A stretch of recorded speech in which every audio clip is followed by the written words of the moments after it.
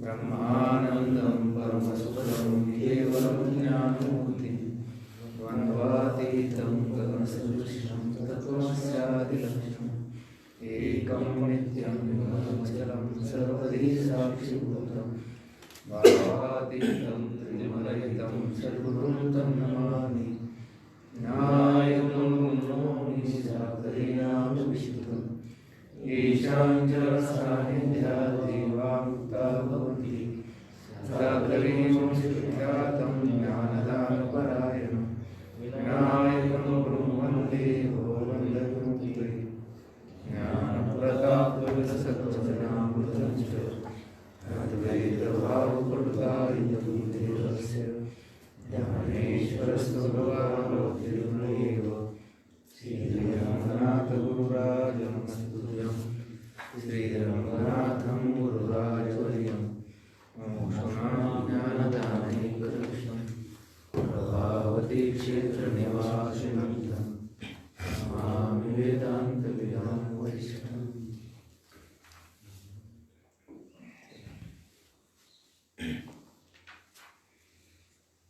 साधा संतकरण वृत्तीसहित दृष्टा चैतन्य दृष्टापदाचा वाच्यार्थ व केवल चैतन्य दृष्टापदाचा लक्ष्यार्थ यज्ञाचा उपदृष्टा आणि प्रत्यगामा दोन्हीसह उपदृष्टापदाचा वाच्यार्थ व केवळ प्रत्यगामा उपदृष्टापदाचा लक्ष्यार्थ होय. हे बघा, साधा संतकरण वृत्ती सहित द्रष्टा आणि चैतन्य द्रष्टा पदाचा काय की वाच्यार्थ. साभास अंतकरण म्हणजे काय? चिदाभासयुक्त जे अंतकरण त्याला काय म्हणायचं? द्रष्टा.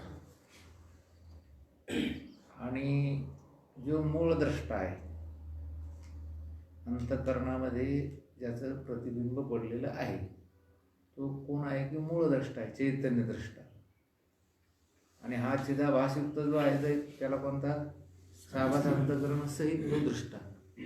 दृष्टी किती झाली? त्याच्यात दोन, एक अंतःकरण विशिष्ट आणि बोलायचं झालं असे अंतःकरणाला अधिष्ठान असणार असा स्वरूप. द्रष्टा हे पद जे आहे, द्रष्टा पदाचा वाच्यार्थ काय झाला? साभास अंतःकरण सहित दृष्टा आणि मूळ चैतन्य द्रष्टा दोन्ही मिळून आपण काल वर लिहिलं की वर द्रष्टा खाली करायचं, इकडे चैतन्य द्रष्टा आणि तिकडे साभास अंतःकरण सहित द्रष्टा बरोबर द्रष्टापदाचा वाच्यार्थ. मग आता तो वाच्यार्थ काढला, तिकडला लक्ष्यार्थ सुद्धा नाही, मग तो अवाच्य. त्याला काय म्हणायचं? अवाच्य. आपलं वर्णनच ते सुरू आहे, कोणतं? अवाच्य. म्हणजे ते काही बोलायचंच नाही. चैतन्य द्रष्टा जो आहे हा साक्षार्थ म्हणजे लक्ष्यार्थही नाही आणि वाच्यार्थही नाही. पण वाच्यार्थ तिकडं निर्माण झाला की इकडे काय शब्द तयार होतो? लक्ष्यार्थ. लोकगत एखादा यज्ञाचा उपद्रष्टा आणि प्रत्येक आत्मा दोन्ही सह उपद्रष्टा पदाचा वाच्यार्थ आहे. तर यांनी एक दृष्टांत सिद्धांत एक केला इथे. यज्ञाचा उपद्रष्टा जसा त्या सर्व द्रष्ट्याहून कसा असतो की वेगळा असतो, तसा इथे जो आहे तर पुन्हा कोण आहे? खाली उपद्रष्टा. केवळ प्रत्येक आत्मा उपद्रष्टा पदाचा लक्ष्यार्थ आहे. केवळ जो आत्मा आहे हा उपद्रष्टा पदाचा काय आहे? लक्ष्यार्थ आहे. लोकगत एखादा पुरुष आणि सजाती यादी भेदरहित ब्रह्म एक पदाचा वाच्यार्थ व केवळ ब्रह्म एक पदाचा लक्ष्यार्थ अशा प्रकारे अन्यही विधेय विशेषणाचे लक्षण समजा. आता आपलं शेवटचं विधेय विशेषण होतं एक. शेवटचं विधेय विशेषण काय होतं? एक. त्याला आपण खाली उपद्रष्टा आणि उपद्रष्टाच्या खाली एक. कोणीतरी एक माणूस घ्यायचा, एखादा एक व्यक्ती, त्याला एकच म्हणून आपण, त्याला का दोन म्हणणार आहे की नाही? आणि म्हणून तो एक. आणि हा सजातीय विजातीय भेदरहित असा असणारा आत्मा, असा असणारं ब्रह्म हे एक. हे एक पदाचा काय झाला? वाच्यार्थ झाला. आणि ते सगळंच काढून टाकलं की एक पदाचा काय राहतो? खाली फक्त लक्ष्यार्थ. असे बाकीचे जे विशेषण आहेत त्या संबंधी असंच जाणायचं. एवढून प्रपंचाचे असत आदी करून विशेषणाचे निषेधक सदाधिक पदाच्या अर्थासंबंधी भागत्याग लक्षणाची प्रवृत्ती आहे. ही कोणती लक्षणं आहेत तर भागत्याग. आता ही भागत्याग लक्षणं आपण पुढे आता येणारच आहे. आपलं तत्व पदार्थ शोधन वगैरे जे येईल ना पुढच्या कला, त्याच्यामध्ये आहे की जहद लक्षणा, अजहद लक्षणा आणि भागत्याग लक्षणं. याच्यामध्ये काय केलं की भागत्याग लक्षणं केली. जो त्याचे भाग आहे, जो अस्वीकार्य आहे त्याचा काय करायचं त्याग, आणि जो स्वीकार्य आहे जेवढा जेवढा चांगला आहे त्याचं काय करायचं ग्रहण. आणि म्हणून याला भागत्याग लक्षणं घ्यायची. हे विषय कोणता आहे, हे जे पद आहे ही पद मूळ ब्रह्मासाठी नाही.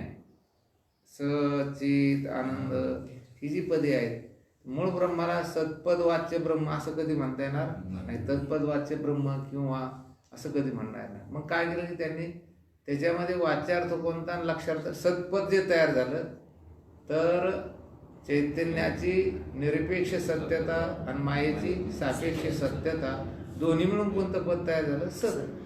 आणि तो झाला वाच्यार्थ. आणि त्या वाच्यार्थाचा त्याग केला, खाली राहिला लक्षार्थ. लक्षार्थ राहिला म्हणल्यापेक्षा अवाच्य स्वरूपाचं की जिथे आता काही बोलणे नाही.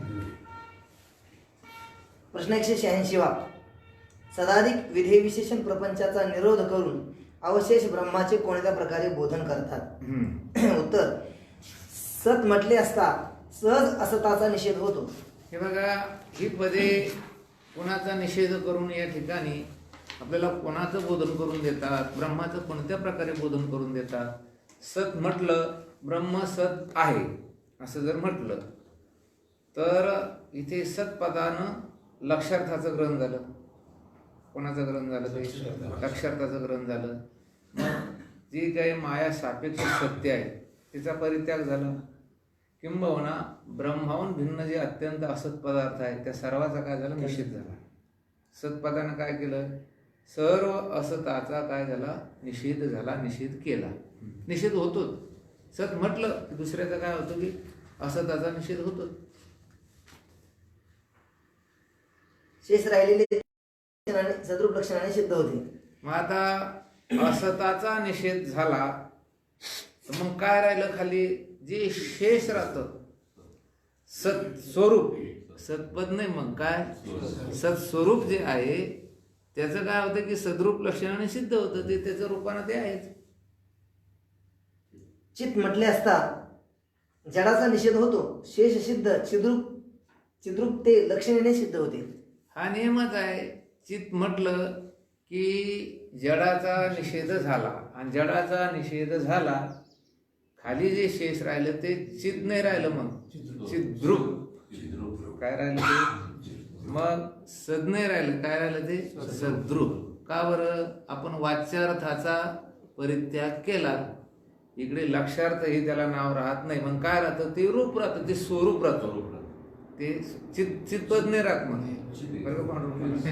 मग काय राहतं, ते चित स्वरूप राहत, गोड रूप राहतं.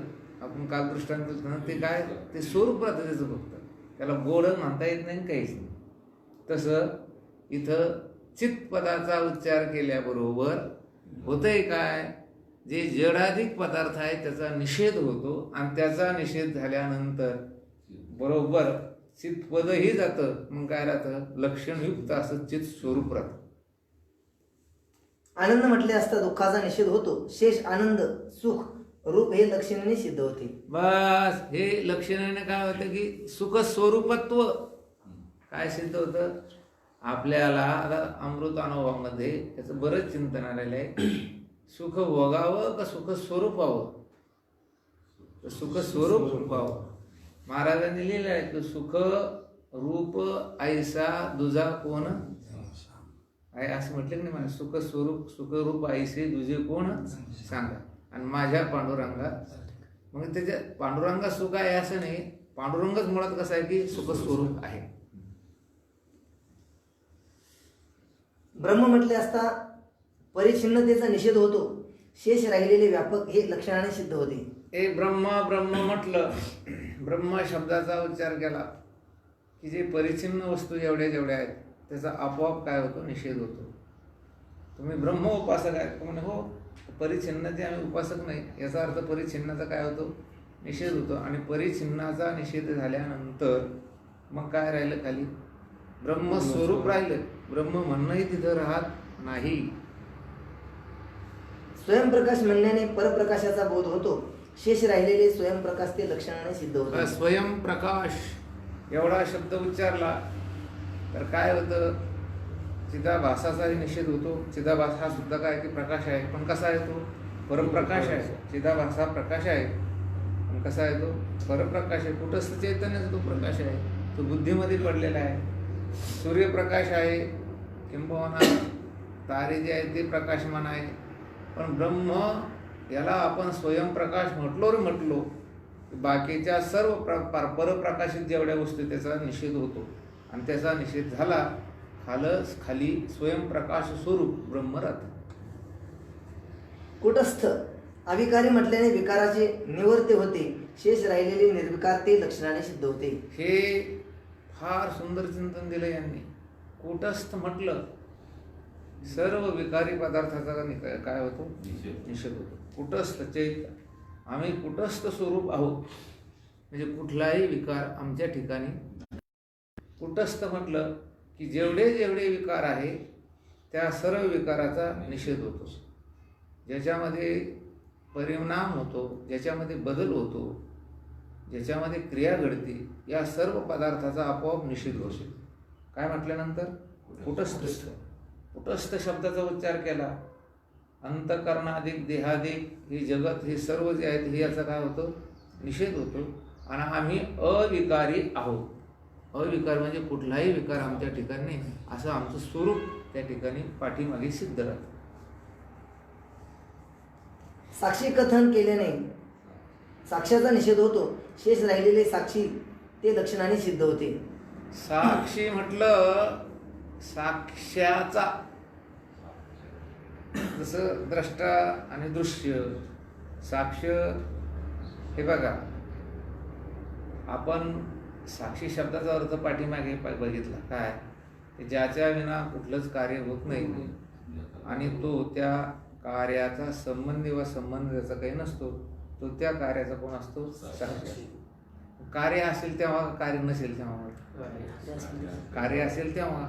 सूर्याला साक्षी म्हटले की या संपूर्ण जगत व्यवहाराचा सूर्य साक्षी आहे असं आपण म्हणतो. काय म्हणतो आपण, सूर्य हा संपूर्ण जगत व्यवहाराचा साक्षी आहे असं म्हणतो का नाही. जगत व्यवहार असेल तेव्हा, जगाचा व्यवहार नाही त्याला तो कोणाचा साक्षी झाला.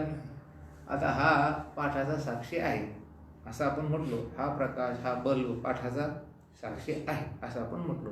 पण पाठ असेल तेव्हा, पाठाला काय म्हणायचं, साक्ष्य.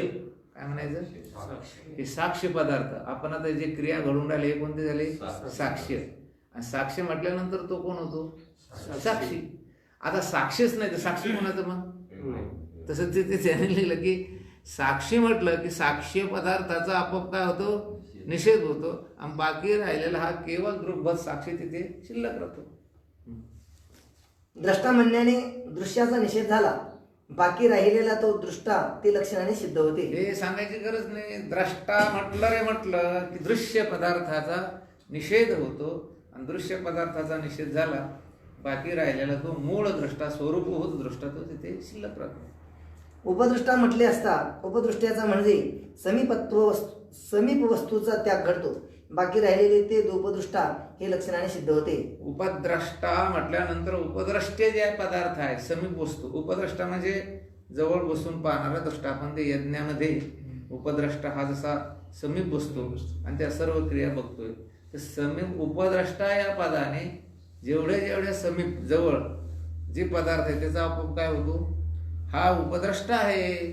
म्हणजे क्रिया आल्या आता उपद्रष्टा म्हटलं काय झालं, बाकीच्या सगळ्या पदार्थाचा आपोआप काय होतो की निषेध होतो. उपद्रष्टा पदाचा बरं का. उपद्रष्टा हे जे पद म्हटलं तर काय होतं, उपजवळ असणारे जे पदार्थ आहे त्याचा निषेध होतो. त्याचा निषेध झाला हा मूळ उपद्रष्टा तिथे राहतो. एक म्हटले असता नानात्वाचा निषेध घडतो. शेष राहिलेले एक हे लक्षणाने सिद्ध होते. या प्रकारे अन्य, आपण ब्रह्म एक आहे, देव एक आहे असं म्हटल्यानंतर काय झालं, अनेकत्वाचा काय झाला, निषेध झाला. आता एक पद आहे ना, हे काय आहे, पद आहे, शब्द आहे. मग ब्रह्म एक आहे असं म्हटल्याने अनेकत्वाचा निषेध झाला. मग अनेकत्वच नाही, मग एक म्हणायचं का आता? आता आता एक आता एक एक एक म्हणायचं कामच नाही बरं का. एक पद उच्चार केल्यानंतर अनेकत्वाचा आपोआप निषेध होतो आणि अनेकत्वाचा निषेध झाला एक म्हणायची गरज नाही, तो एक आपोआप स्वरूपानं तो तिथे राहतो. म्हणजे तुम्हाला काही म्हणायची गरज नाही. इथं काय त्याला अवाच्य सिद्धांत वर्णन म्हणणेच नाही, त्याला दोन म्हणायचं की एक काहीच म्हणायचं नाही. मग तुम्ही एक का म्हटले? तुम्हाला अनेक दिसून राहिले, त्या अनेकाचा निषेध करण्यासाठी आम्ही एक म्हटलो आणि अनेकाचा निषेध झाला रे झाला. एकत्वाचा आपोआप काय होतो की निषेध होतो, ते एक स्वरूप काय होते शिल्लक राहतं. या प्रकारे आणि ते अवाच्य वर्णन कोणतं तिथं काही म्हणायचंच नाही, अवाच्य ते बोलायचं कामच नाही तिथे. सत म्हटलं की असताचा निषेध, मग आता सत म्हणता येईल का? नाही. सत म्हटल्याबरोबर याचा निषेध होतो. मग सत म्हणायची गरज, मग काय राहिलं? सत स्वरूप. चित म्हटलं कशाचा निषेध होतो? जडाचा. जडाचा निषेध झाला रे झाला. आता काय चित म्हणता येईल का? नाही. मग लक्षणाने ते काय होतं? खाली शिल्लक राहतं. असे सर्व विधेय विशेषणाच्या संबंधी चिंतन करायचं. माझ्या बाला आता हेही म्हणू नये तेही म्हणू नये, माहिती ना सेकंद तुम्हाला काय सांगणार राव. तुम्ही ऐकत राहायचं, मी सांगत राहायचं. तुम्ही चाळणीतून गळू द्यायचं खाली, आम्हाला म्हणायचं टाकावरून थोडं ओलसर राहिलं पाहिजे, वासनीला चाळणी ओलीच राहिली पाहिजे. दिवाळ सणाला त्या राजाच्या घरी त्या गावातील महिला ओवाळायला यायच्या. दिवाळीचा पाडवा म्हणा का दिवाळीचा पाडवा असेल किंवा कुठला तरी भाऊबीज. मग ते एक दिवस ठरलेला होता राजाचा. दिवाळी झाल्यानंतर 4-5 दिवसाला मग अख्ख्या नगरीतल्या महिलांनी यायचं.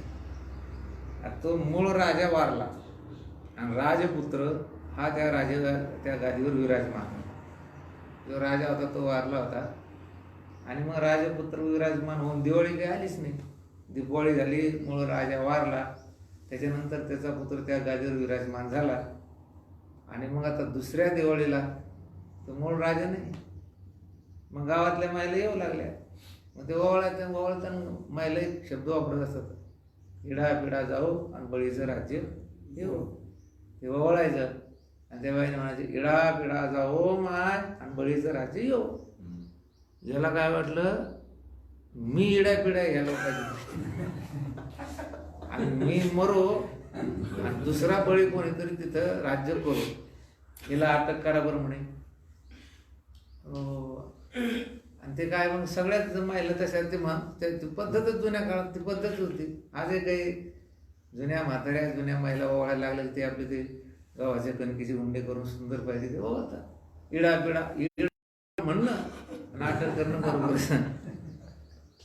एक म्हातारी हुशार होती कडे म्हणे, हे नवीन पोरग राजा झालं म्हणे आणि याला याचा काही अर्थ माहिती नाही. मग ते गेल्यानंतर लागली वळायला, माझ्या राजाला हे म्हणू नये आणि तेही म्हणू नये, असं म्हणू नये आणि तसं म्हणू नये. हा, ही म्हातारी चांगली आहे म्हणे. तसं आमचा हे ब्रह्मस्वरूप राजा आहे, याला काय म्हणता तुम्ही? काय म्हणता सांगा? सत म्हणता का? अहो, सतपदानं फक्त काय केला? असतचा निषेध केला. चितपदानं काय केला? जडाचा निषेध केला. मग त्याला अवाच्य काही बोलणे नाही. त्याला असं नाही तसं विधेय विशेषणही नाही आणि निषेध विशेषणही नाही. या प्रकारे अन्य विधेय विशेषणासंबंधी समजावी. प्रश्न 187. आता आपण इथे फक्त हे विधेय विशेषणे एवढीच दिली असं नाही. तुम्ही संत वाङ्मय किंवा शास्त्र जर बघितलं तर अनेक प्रकारचे तुम्हाला तिथे आता याच्यात समजा शुद्ध, बुद्ध, मुक्त ही विशेषणे दिली का? हे सुद्धा काय की त्याला विशेषण देता येतात आपल्याला. अनंताधिक निषेध विशेषणे प्रपंचाचा निषेध कोणत्या प्रकारे करतात? उत्तर, अनंत म्हटले असता देशकाल वस्तुकृत परिच्छेदाचा निषेध होतो. बाकी राहिलेले अनंत ते लक्षार्थाने सिद्ध होते. इत्यादी अन्य विशेषणासंबंधी समजावे. हे बघा, अनंत म्हटल्याबरोबर देशकाल वस्तू परिच्छिन्न वस्तूचा निषेध होतो. देश काल वस्तूने जी परिच्छिन्न वस्तू आहे त्या सर्वाचा काय होतो? निषेध होतो. आणि मग त्याचा निषेध झाला म्हणजे त्या वाच्यार्थाचा निषेध झाला रे झाला. खाली उर्वरित, इकडे लक्षार्थ म्हणायची गरज नाही. ते त्याचं स्वरूप काय आहे की ते शिल्लक सिद्ध होतं असं राहतं. प्रश्न 188 या विशेषणाचा अशा प्रकारे अर्थ करण्यात काय हेतू आहे? काय हेतू आहे, कशासाठी विशेषणे केली? तर हा खरं काय आहे, सर्व ही अध्यारोपाची इमारत आहे. ही मुळात कोणती इमारत आहे? त्याला दुसरीच कला आहे की अध्यारोप अपवाद. एकदा अध्यारोप झाला तर अध्यारोपाच्या, कारण अध्यारोप कुठे होतो? विवर्तवाद. अध्यारोपाचं सुरुवात कुठून आहे? विवर्तवादात. अजातवादात तर काही आरोप वगैरे नाही, ब्रह्मच आहे, जगत नावाचा पदार्थ नाही. प्रपंच तो एक झाला होता. अ म्हणजे नाही, जात म्हणजे जन्म, वाद म्हणजे प्रक्रिया. ज्याचा जन्म झाला नाही त्याच्या संबंधी प्रक्रियेचा विचार करणे, याचं नाव काय आहे? अजातवाद. मग अजातवाद कोणाला कळतोय पडतो का? नाही. मग कोणता वाद आहे? तर विवर्तवाद. मग तिथे काय केलं की अज्ञानाचा, मायेचा, या जगताचा स्वीकार केला, कार्यकारणाचा. आणि मग एवढी मोठी इमारत उभी राहिली. ही सर्व इमारत जी उभी आहे आता, 4 वेद, 6 शास्त्र, 18 पुराण, हे चिंतन, जप, तप, हे सगळे कशामध्ये आहे? हे अध्यारोपाचीच इमारत आहे, फार मोठी आहे. परंतु हे कसं आहे, हे सुद्धा स्वप्नासारखं आहे. जाग झालं की एवढं कधी एवढं ताबडतोबच जातं ते. तिथे जायला काही वेळ लागत नाही. काय हेतू आहे या विशेषणाचा? उत्तर, या विशेषणाचा अर्थ करण्याचा हा हेतू आहे की चैतन्य हे मन वाणीस विषय नाही. ही गोष्ट अगदी घट्ट एकदा लक्षात बसल्यानंतर ती निघायलाच नको. चैतन्य मूळ आपलं स्वरूप मन वाणीचा विषय नाही, कधीच नाही. एक लक्षात घ्या, मनाला मन पण जे आहे ते कोणामुळे आहे? बरं, चैतन्यामुळेच आहे. कारण मन जे आज क्रिया करून राहिलं तर ते त्याला मन संकल्प, विकल्प किंवा बुद्धी, निश्चय करायला लागली. ते कशामुळे करून राहिली? चैतन्यामुळे त्याला ते सगळं करता येते. कारण ते शुद्ध सत्वगुणाचं ते अंतःकरण असल्यामुळं त्याच्यामध्ये ती सामर्थ्य आहे, ती शक्ती आहे. कशी शक्ती आहे? जसं आरशामध्ये प्रतिबिंब ग्रहण करण्याची शक्ती आहे, तद्वत त्या मनामध्ये, बुद्धीमध्ये आत्मस्वरूपाचं जे काही स्वरूप आहे, जे तिचा आभास आहे, तो ग्रहण करण्याची त्याच्यामध्ये शक्ती आहे. मग मन स्वतः त्या ठिकाणी संकल्प विकल्प करू शकत नाही. त्याला जी शक्ती आहे ती कोणामुळे आहे? आत्मस्वरूपामुळे. ते मन त्या आत्म्याला विषय कसा विषय करेल बरं? ते विषय करू शकत नाही. आज वाचा जी बोलायली आपली, आपण जे बोलून राहिलो, वाणी जी आहे, ती वाणीला वाणी पण कुणामुळे आहे? चैतन्यामुळे आहे, आत्मस्वरूपामुळे आहे, कुटस्थामुळे आहे, आपल्यामुळे आहे. मग आपल्यामुळे असल्यानंतर ती वाणी परत त्याला कसा विषय करेल? मग त्याला जर विषय केला तर वाणी मोठी का चैतन्य मोठं? वाणी मोठी होईल. शब्दात आला तो, कशामध्ये आला तो? मनाच्या संकल्पनेत येईल. आणि म्हणून मन, वाणी याला ते अविषय आहे, कधीच विषय करू शकत नाहीये. अशा अर्थाच्या ज्या श्रुती आहेत त्यांचा अविरोध दिग्दर्शित होण्याकरता होईल. त्यांचा अविरोध दिग्दर्शित होण्यासाठी होय. ज्या अर्थी जाती, गुण, क्रिया, नाम हीच मनवाणीस प्रवृत्त करण्याचे हेतुभूत आहेत, ती ब्रह्मस्वरूपी नाही. हे आपण ती सतत बोलत असतो की नाम रूप संबंधो जाती क्रिया भेदो हा आकाराशीच प्रवादो वस्तूशी नाही. मनवाणी कुणाला?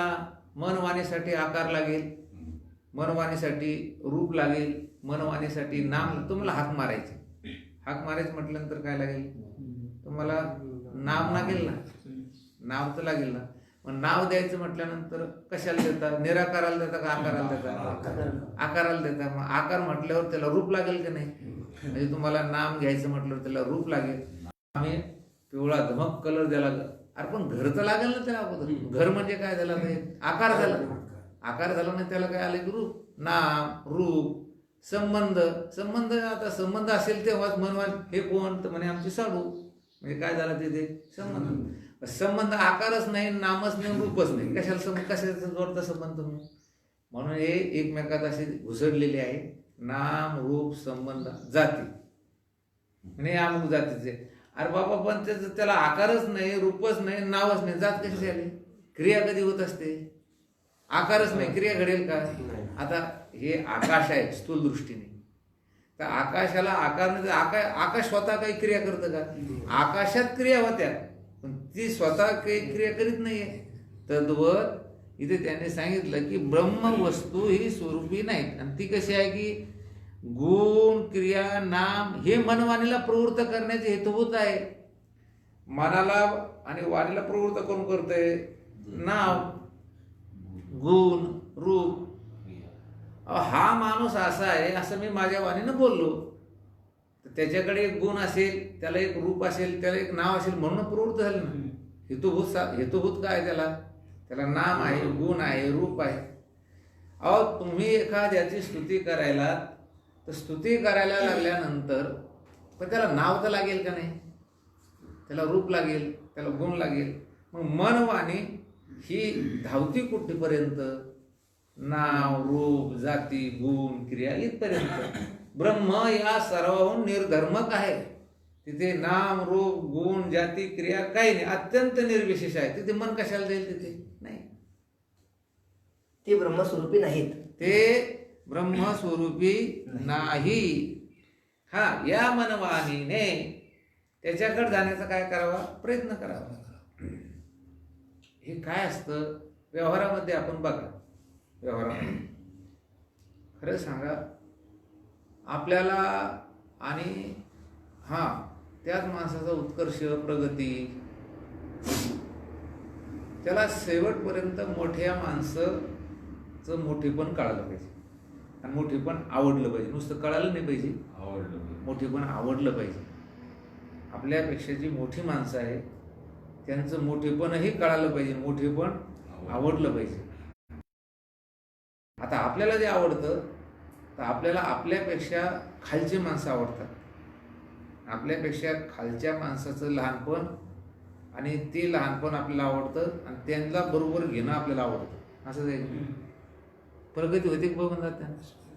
तुम्हाला तुमच्यापेक्षा एखादा श्रेष्ठ गायक तुमच्या गुणाला अनुसरून सांगणारा आवडायला पाहिजे की नाही? तुमच्यापेक्षा मोठा काय इम्पॉर्टंट मारत त्याने आपली प्रगती होईल. आपल्याला काय आवडतं? आपल्याला चांगलं म्हणणार माणूस आवडतं. आपल्यापेक्षा लहान आपल्याला बुद्धिवान आवडत नाही, विद्वान आवडत नाही, चांगला आचरणशील आवडत नाही. आणि मग हे लहान लहान लोक काय करतात? ती लहान लहान वेळीच राहतात ना. पहिले ते रामनाथवरची कोणा तुम्ही म्हणता सगळे लोक मन आहे की बा 100 मूर्खाचा मालक झाल्यापेक्षा एका शहाण्याचा काय व्हा नको व्हा. तसं मनवाणी जे आहे ना हे जे खाली खाली आहे ना त्यांना विषय करते, मोठ्याकडे करत नाही, मागं करीत नाही. मनवाणी जे विषय करते कुणीकडे करते?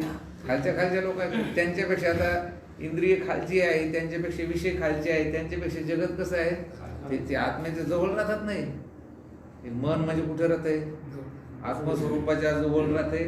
आत्मस्वरूपाचा आभास त्याच्यामध्ये पडतोय म्हणून पहिला नंबर त्याचाच आहे. पण आत्म्यानंतर त्याला आत्माच म्हणायला लागले लोक. जीव दशा त्या मनामुळे आली त्याला काय म्हणायला लागले? आत्माच म्हणायला लागले. म्हणून हे मन खरंच जर मोठ्याच्या संगतीकडे किंबहुना जर उलट वळालं तर ते मन हे राम झाले. मन हे राम मग ते मनच राहत नाही ना.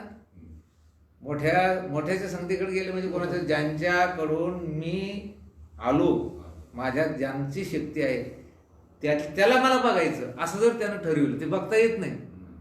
तर त्याचा परिणाम असा होतो की ते न राहता ते एवढा होतो की ते तोच ते होतो. मने मन राणीवा घरे केले. ते मन आणि मग ते आत्मा दोन राहिलं नाही. जेवढा आत्मा तेवढंच काय होतं की मन होतं. फार सुंदर चिंतन केलं त्यांनी. किंतु ब्रह्म निर्धर्मक असल्याने ते निर्विशेष आहे. ब्रह्म कुठला धर्म आहे हो त्याच्या ठिकाणी? काय नाम रूप आकार गुण क्रिया सुख दुःख काय निर्धर्म. म्हणून ते कसे अत्यंत निर्विशेष, कुठल्याही प्रकारचं त्याच्या ठिकाणी विशेष नाही. आपल्या ठिकाणी विशेष आहे. काय आहे? विशेष आहे. आजही सुद्धा सामान्य माणसं सामान्य स्वरूप कोणाला आवडतं बरं? कोणाला आवडत नाही. तुम्ही बघा प्रत्येकाला विशेष व्हावं वाटतं. आणि विशेष हे अल्पकाळ आणि अल्पदेशात असतं. कसं असतं ते? अल्पकाळ असतं. आणि आता हे समजा हवा, ज्याला आपण हवा म्हणतो, ते सामान्य स्वरूप कायम राहतं. वादळ, मोसम बिघडतो, हे विशेष आहे. हे विशेष का कायम राहतं कधी नाही. वादळ कायम राहत नाही, हे ढगबिग येणं हे कायम राहत नाही. परंतु सामान्य स्वरूप हे कसं राहतं की दीर्घकाळ राहतं आणि व्यापक देशामध्ये राहत असतं. यास्तव श्रुती ही त्यास मन वाणीचा अविषय म्हणते किंवा जे काही वाचा निवर्तन अप्राप्य मनसा असं श्रुती सुद्धा त्याला काय म्हणते की मन वाणीचा ते अविषय आहे, कुटस्थ चैतन्य. किंवा जे काही प्रतिपादन करणे आहे ते द्वैतात होते. अद्वैत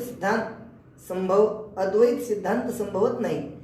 यास्तव या विशेषणाचा असा अर्थ करण्यात श्रुती विरुद्ध द्वैताची सिद्धी संभवत नाही आणि अद्वैत याचे ज्ञान सहज सुखाने होते. यांनी काय केलं की हे बघा, मनवाणी याला विषय करू शकत नाही किंवा जे काही प्रतिपादन करणे आहे ते द्वैतात आहे. जेथे जिथे तुम्हाला प्रतिपादन करायचं, उपदेश करायचा, तिथे कधी करावं लागेल? तो द्वैतातच करावं लागेल. द्वैतात मग ते द्वैत काल्पनिक समजून केलं तरी चालेल, पण उपदेश प्रतिपादन हे नेहमी द्वैतातच घडत असतं. देवाने बघा ना, माऊलीने किती सुंदर लिहिलं, हृदय एक झाले, या हृदयचे ते हृदय घातले, द्वैत न मोडिता केले आपण ऐसे अर्जुना. पहा, त्याला द्वैत तर मोडू दिलं नाही आणि त्याला काय केलं की बोधाने आपल्या बोधाचं आपल्यासारखं केलं. काय होतं या प्रतिपादनाच्या मागे? द्वैत तसंच राहतं आणि त्यातलं ते द्वैत काढून दोघं एक होतात. कल्पित द्वैत आणि वास्तव अद्वैत. अद्वैत सिद्धांतात संभवत नाही. यास्तव या विशेषणाचा असा अर्थ करण्यास श्रुती विरुद्ध द्वैताची सिद्धी संभवत नाही. आता ही जी विशेषणं दिली तर आपण श्रुती विरुद्ध द्वैत सिद्ध केलंय का? तिथे काय लिहिलं की श्रुती विरुद्ध द्वैताची सिद्धी संभवत नाही. कहो तुम्ही सत म्हटले, सत म्हटल्यानंतर तर मनवाणीचा तो विषय झाला. सतपद म्हटलो की नाही आपण? सतपद म्हटल्यानंतर एकतर वाणीनं त्याला सत म्हणावं लागलं आणि वाणी काही स्वतः उच्चार करू शकत नाही, त्याला मन लागतंच. मग सत म्हटल्यानंतर आता द्वैत झालं. मग आता तिथं मनवाणी आणि ते ब्रह्म म्हणजे काय झालं की ते मनवाणीचं काय झालं? विषय झालं. आपण काय चिंतन केलं? आता तसं होत नाही. ते आम्ही जे सतपद म्हटलो, सतपद केवळ जे सत्स्वरूप ब्रह्म आहे त्याच्या संबंधीने म्हटलो. हे सतपदानं कोणाचं या ठिकाणी दिग्दर्शन केलं तर ब्रह्माची निरपेक्ष सत्यता, मायेची सापेक्ष सत्यता आणि दोन्ही मिळून सतपद तयार झालं. काय झालं? दोन्ही मिळून काय झालं? सतपद. आणि ते सतपद म्हणजे वाच्यार्थ. आणि मग आम्ही काय केलं? त्या संपूर्ण वाच्यार्थाचा त्याग केल्यामुळं खाली काय राहिलं? खाली सत्रूप राहिलं. कुठे निषेध, कुठे द्वैत आलं? इथं द्वैत कुठे? आम्ही सतपद म्हटल्याने द्वैत कुठे आलं? द्वैताची सिद्धी झाली का? द्वैत दिसल्याने बिघडतं का सिद्धी झाल्याने बिघडते? सिद्धी झाल्यावर बिघडत. द्वैत दिसलं तर काही बिघडत नाही. द्वैत दिसानं दिसलं बापडं, पण त्याची सिद्धी नाही व्हायला पाहिजे. आता अज्ञानी लोकांना द्वैत दिसतंय आणि ते सत्य वाटतंय, पण ते सत्य नाहीये. आता खरं काय आहे की द्वैताशिवाय व्यवहारच होणार नाही. व्यवहार करायचं म्हटलं की काय लागेल? द्वैत लागेल. पण द्वैत ते कसं असायला पाहिजे? काल्पनिक द्वैतामध्ये व्यवहार घडत नाही असं तुम्हाला कोणी सांगितलं? घडतंय काल्पनिक द्वैतामध्ये. त्यासाठी उदाहरण बघितलं जातं. हे तुमच्या नाटकाचं उदाहरण आहे, हे बहुरूपी लोकांचं उदाहरण. जैसी बहुरूपी याची राहो राणी, स्त्री पुरुष भाव नाही म्हणे, परी लोक संपादनी तैशीच करते. द्वैतामध्ये तुम्हाला अद्वैत बघता येते. हे आता याच्यासाठी उदाहरणं जर दिली आता हे स्वानंद सुखनिवासी रंगनाथ गुरुजी परभणीकर 1, 1.5, 2 तास पूजा करायची सकाळी. काय गरज होती बरं? ते ब्रह्मस्वरूप होते, ते नक्षकांत ब्रह्मस्वरूप, पण तरी सुद्धा ते पूजा करायची आणि म्हणायचे पूजोनी देव पाहिजे, फिरवणे शेता जायचे, दोषवणे प्रसाद घ्यायचे अतिथीचा. आपलं तर काय पंचीकरण झालं नाही तर पूजा सोडून देतो, पाठ सोडून देतो, ज्ञानेश्वरी सोडून देतो. हे असे अवघड ज्ञानी. याला काही अर्थ नाहीये. हे सगळं आपल्याला शेवटपर्यंत हे करावं लागेल. पंढरपूरची वारी करणं, हा पंढरपूरची वारी करणं म्हणते. हा हा हा वारी नका करू म्हणते. नाही मुंग्यासारखे काय जाता म्हणे तिकडे नाही का काय सर्व संतांनी महाराज किती किती कष्ट घेतले. माऊली ज्ञानोबा आहे त्याचं कारणच आहे की ते त्याचे पूर्ण बोध तुम्ही ना त्या दिवशी प्रवचनाला पूर्ण बोधाची घेईन परडी. पूर्ण बोध म्हणजे काय? पूर्ण बोधाचा पहिला अर्थ आहे अपरोक्ष अनुभूती. पूर्ण बोधाचा पहिला अर्थ काय आहे? अपरोक्ष अनुभूती, अपरोक्ष साक्षात्कार. आणि दुसरा अर्थ आहे धर्म, भक्ती, वैराग्य आणि ज्ञान. म्हणजे भक्ती, वैराग्य, धर्माचरण आणि नंतर ज्ञान. त्याला म्हणायचं पूर्ण बोध. त्याच्या जीवनात भक्ती असायला पाहिजे, त्याच्या जीवनामध्ये वैराग्य असायला पाहिजे, त्याच्या जीवनामध्ये धर्माचरणही असायला पाहिजे. आणि तेव्हा कुठं ते ब्रह्मज्ञान त्या ठिकाणी त्या ब्रह्मज्ञानाला काय म्हणायचं? पूर्ण बोध. बरं का दादा, पूर्ण बोधाची भरीनं परडी. तर कोणतं? नुसतं मी ब्रह्म आहे आणि जगत मिथ्या आहे, ब्रह्म सत्य आहे हा पूर्ण बोध नाही. धर्माचरण आहे का तुमच्याकडे? तुमच्याकडे काही भक्ती करता का? जप करता का? तुमच्याकडे काही त्या ठिकाणी महाराज वैराग्य आहे का? थोडं का वैराग्य होईना, काही तर त्या वैराग्याचा आभास का होईना पण आहे का? तुम्ही थोडा त्याग करू शकता का? आणि हे काहीच करायचं नाही म्हणजे आम्हाला ब्रह्मज्ञान झालं. तसं ब्रह्मज्ञान कधी होत नाही आणि ते ब्रह्मज्ञान त्याला काही समाधान देत नाही. एखाद्या वेळेस चुकून ते ब्रह्मज्ञान त्याला पुन्हा एखाद्या वेळेस दुसरीकडे नेण्याची काय असते शक्यता असते. म्हणून ह्या गोष्टी शेवटपर्यंत भक्ती, ज्ञान, वैराग्य हे सोबतच ठेवायलाच पाहिजे. सद्भाव अंतरीच्या मित्रा धरीनं सद्भाव अंतरीच्या मित्र. चला हे बघा त्यांनी काय सांगितलं की श्रुतीविरुद्ध द्वैताची सिद्धी संभवत नाही.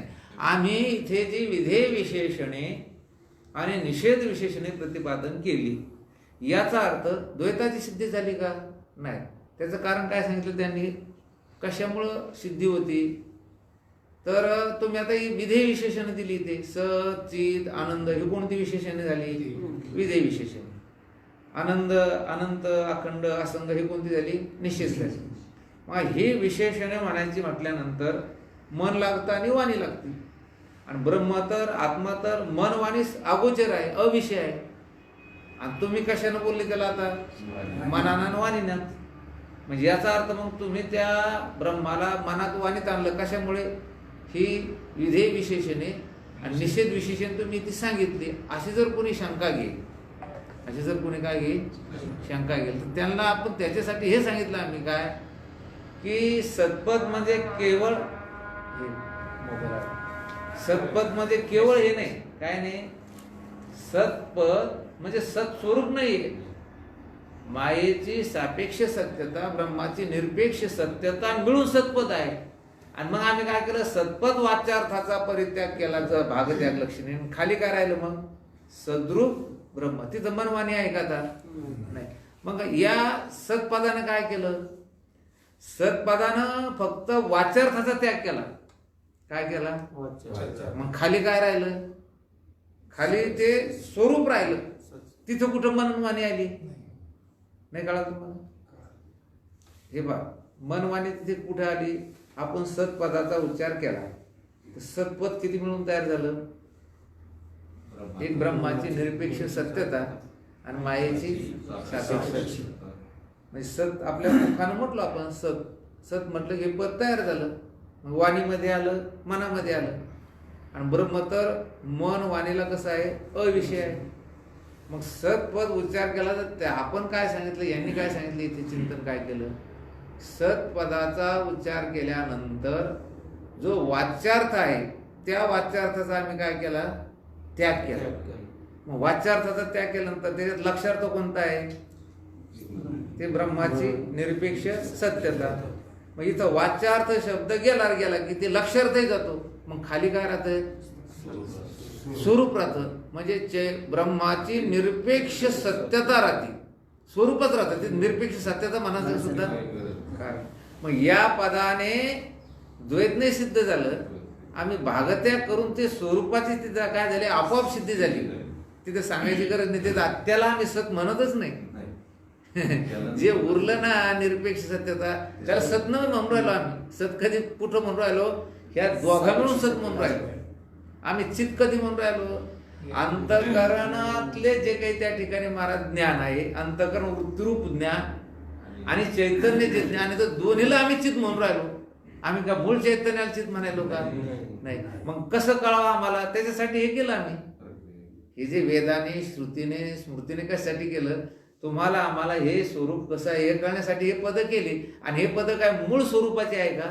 नाही. त्याच्यात हे दोन्ही तिन्ही मिळून पद आहे. आनंद, आनंद म्हटल्यानंतर आवा आत्मानंद, वासना आनंद, विषय आनंद. आता लोकाला काय कळालं असतं? स्वरूप आनंद, आत्मानंद कळाला असता का? नाही. मग आम्ही काय म्हटलो बा, आनंद हे पद कधी तयार झालं? हे तिन्ही मिळून. मग याच्यातलं पुढचं सगळं काढून टाका. मग खाली काय? त्याला काहीच म्हणायचं नाही, ते खाली तसंच राहिलं ते आता. आणि मग हे आनंद आम्हाला म्हणायचं. मग आनंद म्हटलं रीती ग म्हणा. आनंद तुम्हाला म्हणायचं ना, तर आनंद म्हटल्यानंतर मग त्याच्यामध्ये आत्मानंद आला, त्याच्यामध्ये वासनानंद आला. का आनंद म्हटलं मनवाने आली. काय आली त्याच्यामध्ये? मग वाचन आनंद म्हणावाच लागतो. मग वाणीला बोलायचं म्हटल्यानंतर खाली मन लागतंच. मग मग काय करायचं? मग चुप बसा ना, आनंद आपला बघा घ्या तुम्ही, आनंद स्वरूप आहे. हा, बोलायचं म्हटल्यानंतर हे पद येतात. हे याच्यात गंमत. म्हणून तिथे लिहिलं त्यांनी काय, की श्रुती विरुद्ध द्वैताची सिद्धी संभवत नाही आणि अद्वैत याचे ज्ञान सहज सुखाने होते. कसं होतं हे? विचारसागरात सुद्धा नाही. हे विचारसागरात सुद्धा एवढं सुंदर आणि अगदी विश्लेषण करून सांगितलेलं नाही. हे बघा, हे चांगलं तुमच्या पक्क लक्षामध्ये बसा की ही जी विधेय विशेषणे आहे आणि जी निषेध विशेषणे आहे, ही विशेषणे कुठे आहे, कुणाला आहे? मूळ ब्रह्मस्वरूपाला नाही, मूळ आत्मस्वरूपाला नाही. मग त्याच्यात काय केलं? अंतःकरण वृत्तिरूप ज्ञान आणि आत्मज्ञान, दोन्ही ज्ञानामुळे आम्ही चित म्हटलो. चित कधी म्हटलो आपण? दोन्ही ज्ञानाला चित म्हटलो. आणि मग ते वाच्यार्थ, मग ते वाच्यार्थाचा त्याग केला. मग खाली काय राहिलं? खाली काहीच नाही राहिलं. तेच राहिलं फक्त. आम्हाला विचारू आता ते अवाच्य ते काय राहिलं आता? मग चित म्हणा त्याला. मग चित म्हटल्यावर हे येतं त्याच्यात. चित म्हटल्यावर काय काय येतं? मग तुम्ही आनंद म्हणा ना. मग आनंद म्हटल्यावर वासना आनंद येतो, विषय आनंद येतो. मग त्याला काय म्हणायचं? त्याला काहीच म्हणायचं नाही, त्याला अवाच्य. त्याला काहीच म्हणायचं नाही, ते आनंद स्वरूप. तसं हे वासनानंद मनातलाच आला, विषयानंद हे बाहेर. हे सगळे मनाचे आणि वाणीचे सगळे क्रिया आहे. म्हणून महाराज म्हणते ना, मन वाचा अतीत तुझे हे स्वरूप. आणि मग काय म्हटले महाराज? म्हणून या माप भक्ती केली. अमाप की ज्याला माप लावता येत नाही, मापच लावते. मन वाचे तुझे स्वरूप, त्याला काय माप लावायचं? मनन वाचा मागे फिरते. आणि त्याला काय? पण मग तुकाराम महाराज म्हणतात, आम्ही याच्यासाठी एक काम केलं बा, एक भक्तीचं माप तुला लावलं. आणि भक्तीची या मापे मोजितो अनंता, इतरांनी तत्वता न मोजवे. तुम्ही कशानेही मोजायचं असेल तरी त्याला मोजू शकत नाही. हे कळल्याशिवाय आपण कळत नाही. कशानेच नाही मोजत. काही लावा तुम्ही. त्या यशोदा, आता श्रीकृष्ण भगवंताची कोण होती? माय होती. किती जीव लावला त्या यशोदेने.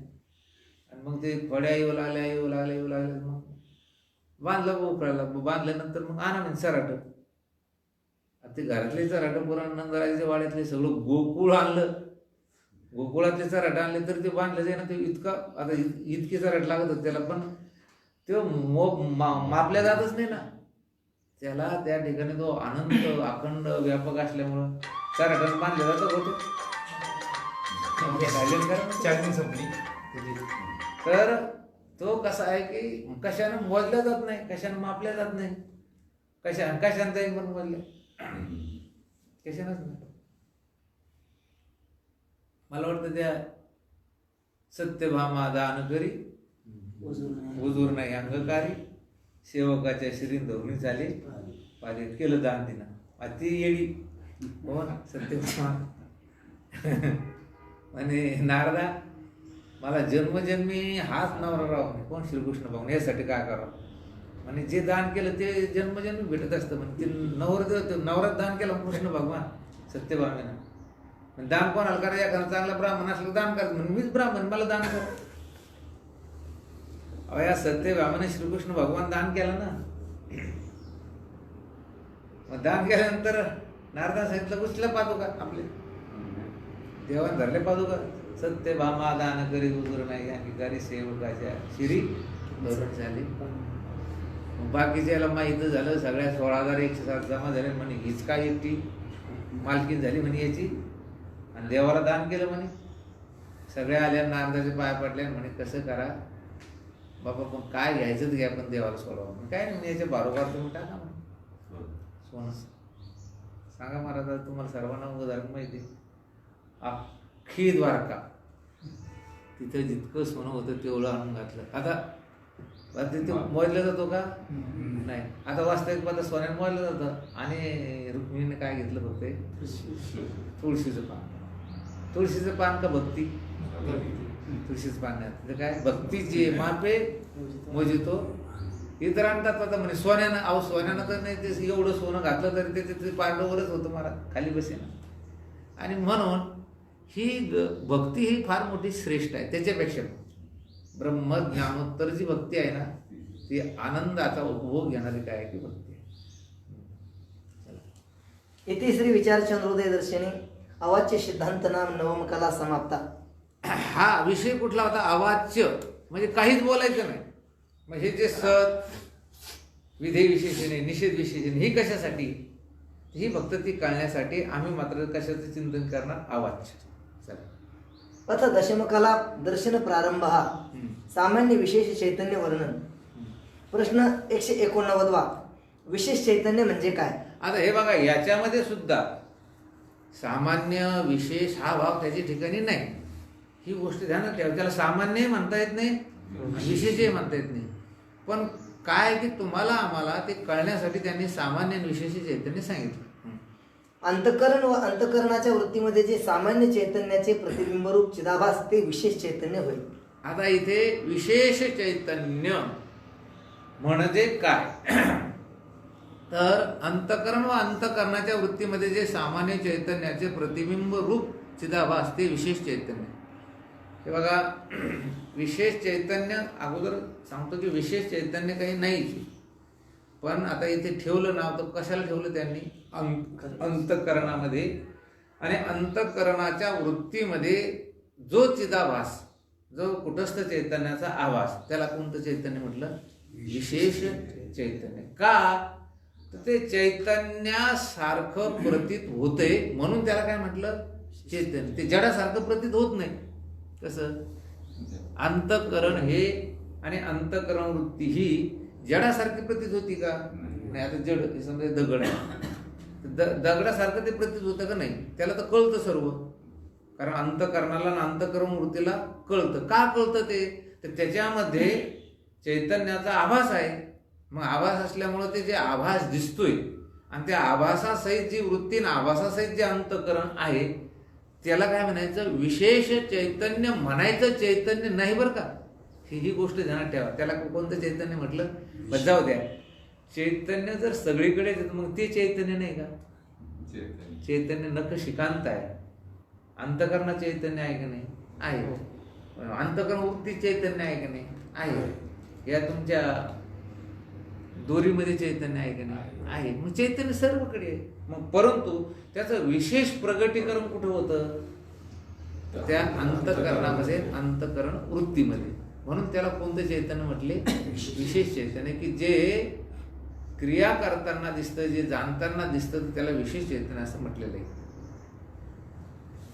येथे ज्या चिदाभासास विशेष चैतन्य म्हटले ते 6व्या कलेमध्ये उक्त कल्पित विशेष अंशाच्या अंतर्गत म्हटले आहे. हा 6व्या कलेमध्ये जे कल्पित विशेषांश म्हटलो की नाही आपण तर कल्पित विशेषांश म्हणजे हे कल्पित विशेष चैतन्य.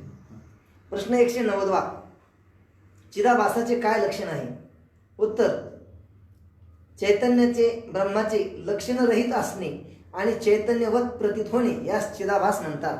आता चिदाभास म्हणजे काय फार सुंदर व्याख्या केली त्यांनी की चैतन्याचे म्हणजे ब्रह्माचे लक्षणरहित असणे म्हणजे कुटस्थ दुसऱ्या शब्दात आत्मा तिसऱ्या शब्दात चैतन्य चौथ्या शब्दात ब्रह्म कोणतंही धरलं तरी एकच.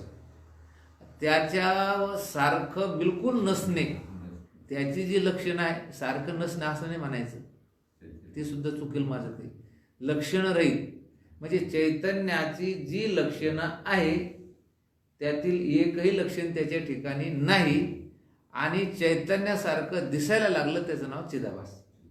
काय?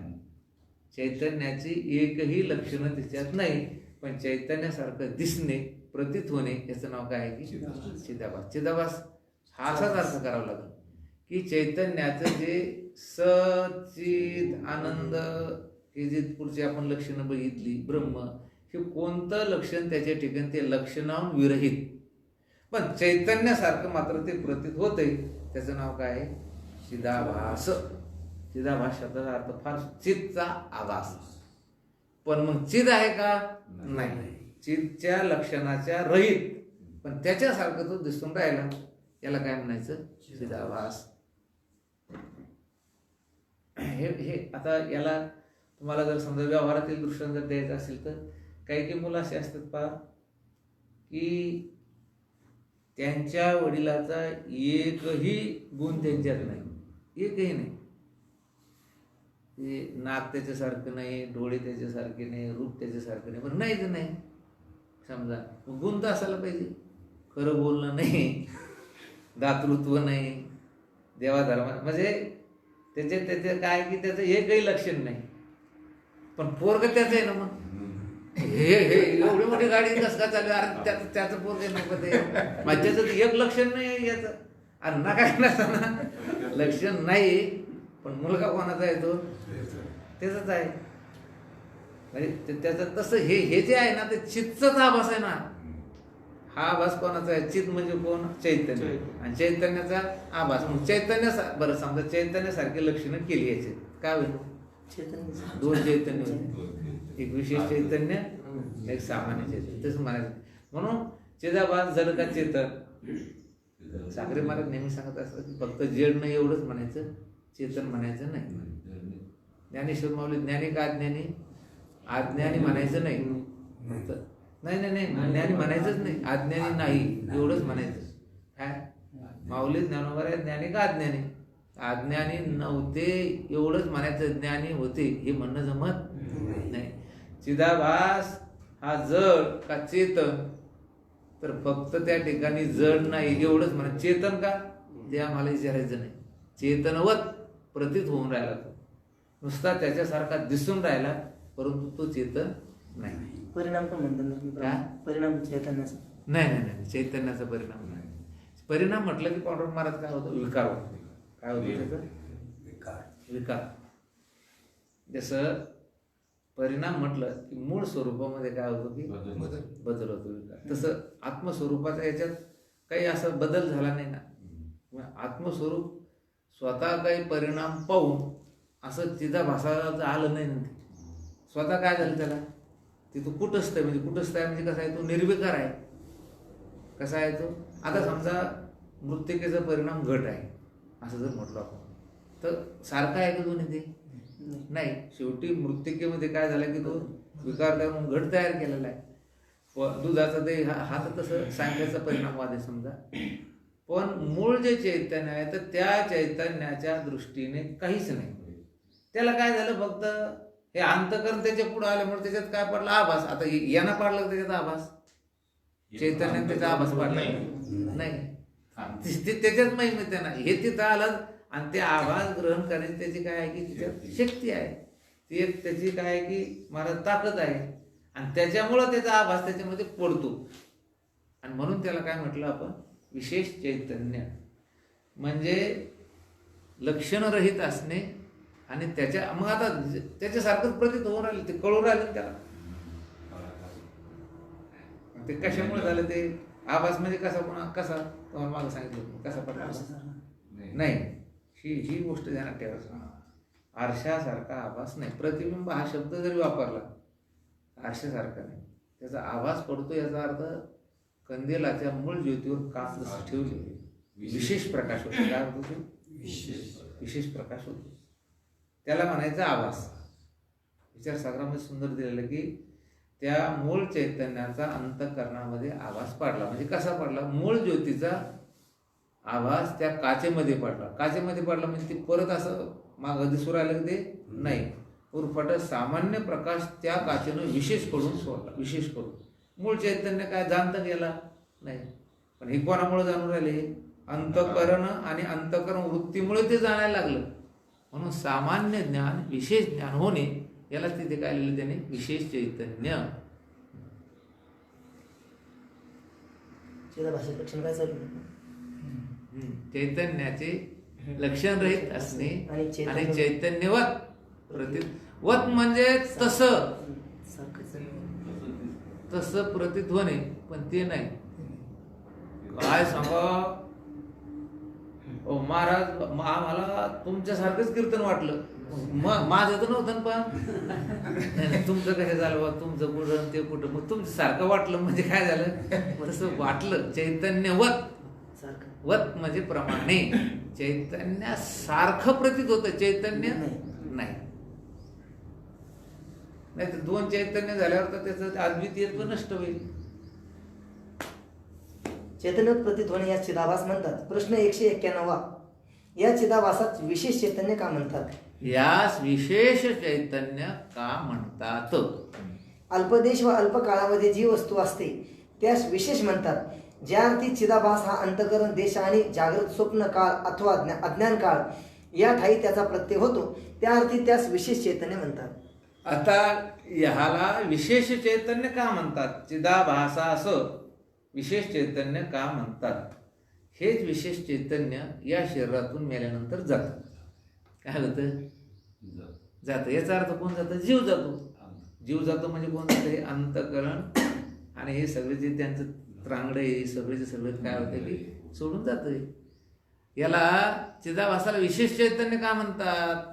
अल्पदेश व अल्प काळामध्ये जी वस्तू असते त्यास विशेष असं म्हणतात. न्यून देश आणि न्यून काल ह्याच्यामध्ये जी वस्तू असते तिला काय म्हणायचं? विशेष. आता आपला आत्ताच विषय झाला. हे वादळ आलं म्हणजे काय की त्याचा कालही काय असतो? अल्प असतो आणि देशही अल्पच असतो. अख्ख्या भारतामध्ये एखादं वादळ आलं कधी नाहीये. म्हणजे याचा अर्थ काय की अल्पकाल आणि कुठंतरी छोटासा अल्प काय असतो की त्याचा एक विशिष्ट राज्य म्हणा, 1-2 राज्य तिथे ते येते. म्हणजे काय म्हणायचं त्याला? अल्पकाळ आणि अल्पदेश. तद्वत चिदाभास हा अंतःकरण देश दुसरीकडे पडतो का कुठं? दगड, धोंडी, नख, केस, नाक, तोंड, स्थूल देह याच्यामध्ये पडतो का? नाही. सूक्ष्म देहाची तत्वे आहेत, प्राण आहेत तिथे. प्राणमय कोश आहे की नाही? म्हणजे पंचप्राण आहेत. प्राणात पडतो का तो? नाही. चिदाभास प्राणामध्ये नाही. चिदाभास ज्ञानेंद्रियामध्ये आहे का? नाही. चिदाभास कर्मेंद्रियामध्ये आहे का? नाही. चिदाभास विषयामध्ये आहे का? नाही. मग कुठे आहे? फक्त आणि फक्त अंतःकरणामध्ये. आणि अंतःकरणामध्ये आणि अल्पकाळ आहे देश. जाग्रत स्वप्न काळ.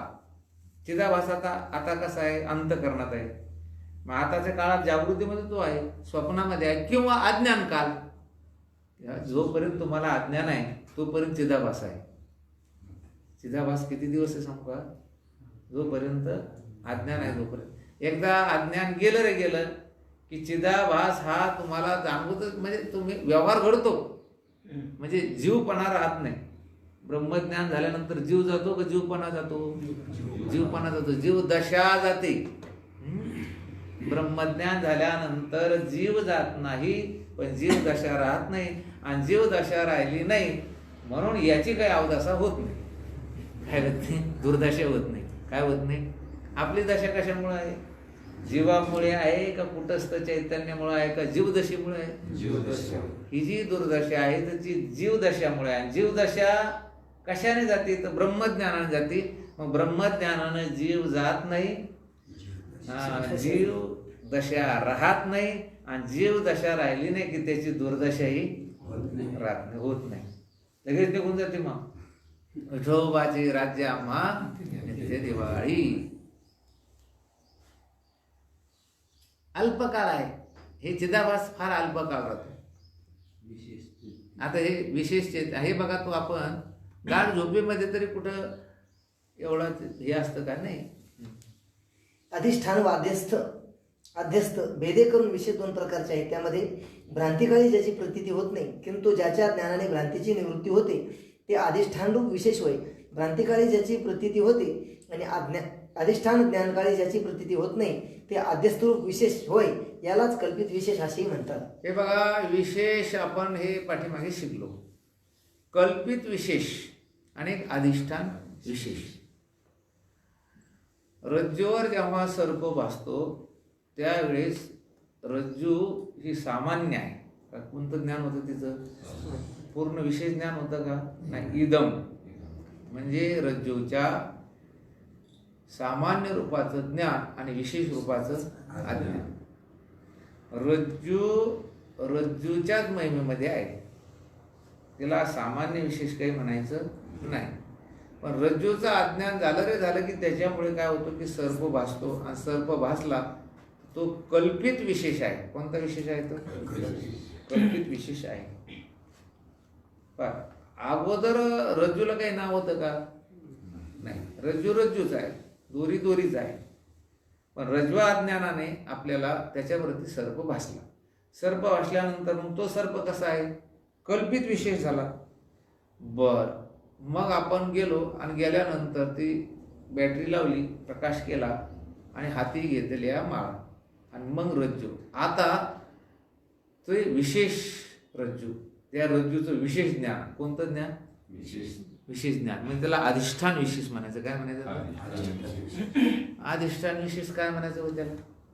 काही गरज आहे कोणाला अधिष्ठान विशेष म्हणायचं? काहीच गरज नाही. पण तुम्हाला विशेष कल्पित दिसलंय आणि म्हणून काय म्हटलं आपण त्याला आता? अधिष्ठान. अधिष्ठान व अध्यस्त भेदे करून विशेष दोन प्रकारचे आहे. भ्रांती काळी ज्याची प्रतीती होत नाही किंतु ज्याच्या ज्ञानाने भ्रांतीची निवृत्ती होते ते अधिष्ठान रूप विशेष आहे. सर्प प्रतीती येत असताना ज्याची प्रतीती होत नाही, अधिष्ठान विशेष असं हे चिंतन. कोणतं चिंतन आहे? त्यांनी काय लिहिलं? भ्रांती काळी ज्याची प्रतीती होत नाही. रज्जूवरती सर्प भासल्यानंतर तो जो काळ आहे तो कोणता आहे? भ्रांतीचा काळ आहे. मग भ्रांतीचा काळ आहे, त्या काळामध्ये तुम्हाला रज्जूची प्रतीती येते का?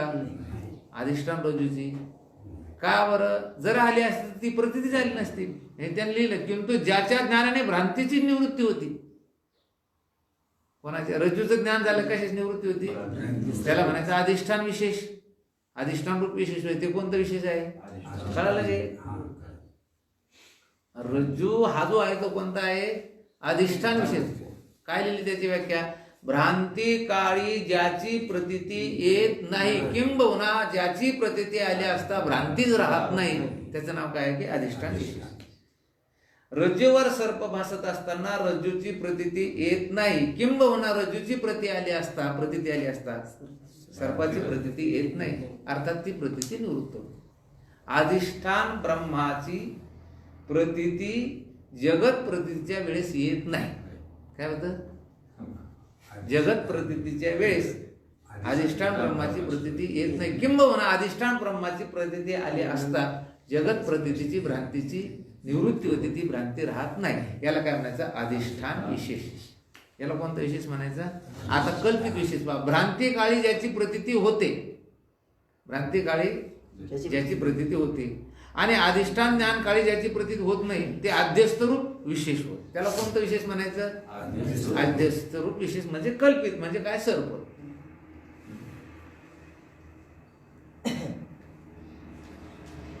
प्रश्न 192. विशेष चैतन्य विषय दृष्टांत कोणता? आता विशेष चैतन्याच्या विषयी दृष्टांत कोणता? पहिला दृष्टांत हा पक्का लक्षात ठेवायचा. कोणता? की आपण ती ज्योत असते कंदिलाच्या मध्ये, ती ज्योत किंवा आता हा बल्ब आहे, बाहेर जर काच काढला तर आत ते तार चमकत नाही का? चमकत. आपण हा हा सामान्य. पण काय हे काच लावलं करंट शिल्लक त्याच्यात नाही. फक्त मग त्या तारेचा त्या काचे आता याच्यात काय देव जाणे तसंच आहे. पण ते पिवळे आपले बल असतात ना त्याच्यात स्पष्ट ते असं चमकतात. ते जर काच फोडली वरची तर काय होतं की आत नुसते तार असे बारीक चमकतात. मग त्याच्यामध्ये विद्युतही असतील, प्रकाशही असतो. पण बाहेरून कास लागली काय होतं विशेष. मग त्याच्यात किती विशेष कार्य चैतन्य करा. मग त्याच्यात काहीचा पिवळा रंगाचा काच असला तर पिवळा कलर पडतो बाहेर, काहीचा लाल असेल तर लाल, मग काहीचं हिरवा असेल तर हिरवा. आता काहीचं तर असं गढूळ काच, मळ आलेला काच, कोणता काच. अहो अंतकरण मलिन झालं त्याची क्रिया कशी होती पांडुरंग महाराज?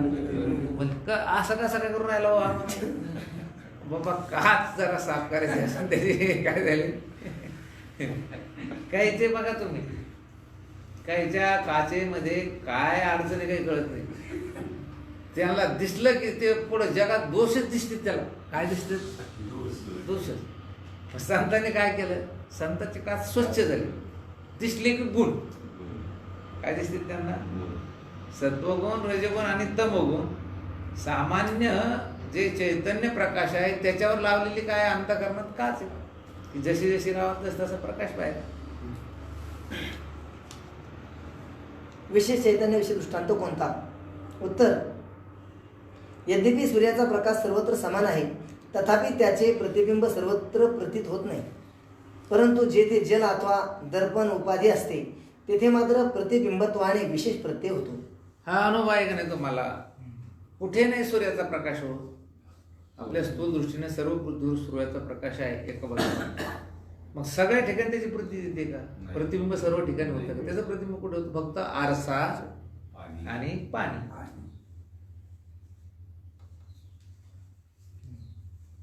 किंवा सूर्याचा प्रकाश सर्वत्र समान जरी असला तरी कपासाधिकास जाळण्याचा व्यवहार त्याच्याकडून होत नाही. हे बघा, आता हे कापसाधिकाला जाणार त्याच्याकडून व्यवहार करतो का? अहो जाऊ द्या तुम्ही. तुमच्या हे बिडी पिणाऱ्याचे खिशात हे राहतं काय? पेटी. मग ती दागली नाही का? मग ती जळत का नाही? सामान्य आहे. जेव्हा त्या काडीचं त्या कापडाचं घर्षण होईल त्याच्यानंतर तो कसा होतो की विशेष. तसं प्रत्येक ठिकाण, आता या जंगलामध्ये या लाकडामध्ये सुद्धा अग्नी आहे. आपण बघतो ते, आता आपण वाचलंय, मोठमोठी लाकडं त्यांची काय होतं? घर्षण होतं. मग घर्षण झाल्यावर काय होतं? अग्नी तयार होतो. अग्नी तयार झाला मग ते जंगल जाळतो. तो पण झालं विशेष. पण विशेष काय नाही का? थोडा येतो अल्पकाळ आणि अल्पदेश. परंतु सूर्यकांतमणी यांचा संबंध पडला असता तेथे अग्निरूपाने विशेष होऊन वस्त्राधिकांना जाळण्याची क्रिया घडते. हे तो पहिल्यांदा ते भिंग असायचं, आम्हाला शाळेत शिकायचे ते असं आधीच धरला असं समजा तुम्ही प्रकाश, पण खाली बारीक याच्यावर कशा होतं? कापडाला ते जाळतं. सामान्य प्रकाश जाळतो का? नाही. मग कशामुळं? त्याच्यामुळं त्याचं काय झालं की विशेष प्रकाश खाली आला आणि ते विशेष प्रकाश ते अग्नी तयार होऊन ते जाळायला लागलं. तसं मूळ आत्मस्वरूप हा कोणता प्रकाश आहे? सत सामान्य प्रकाश आहे. आणि अंतःकरणाच्या ठिकाणी मग तो कसा लागला की विशेष. आता ह्या अंतःकरणावर ते अवलंबून बुद्धिमांद्य चतुर्बुद्धी जे जे म्हणतो आपण, हे कसे त्याच्या अंतःकरणावर अवलंबून, त्याच्या बुद्धीवर अवलंबून आहे. बुद्धी चाणाक्ष असेल तर ते त्याचा प्रकाश जास्त पडेल, बुद्धी जर मंद असेल त्याचा प्रकाश कमी पडेल.